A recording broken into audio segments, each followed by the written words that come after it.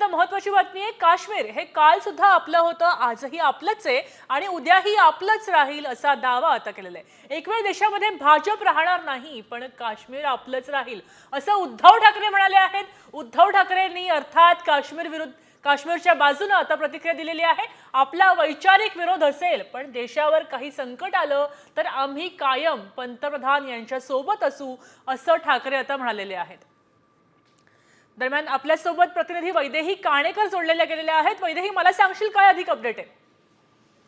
नक्कीच उद्धव ठाकरे यांनी आज महत्त्वाची बैठक घेतली आहे आणि या बैठकीमध्ये उद्धव ठाकरे यांनी आपल्या नेत्यांना आणि जिल्हाधिकारी आणि पदाधिकाऱ्यांना जे आहेत त्यांनी समजवण्याचं एक काम केलेलं आहे। आणि आपण बघतोय की या बैठकीमध्ये त्यांनी असंही सांगितलेलं आहे की काश्मीर हे आपले आणि आज ते काल आपलं होतं आणि आजही आपलं राहणार।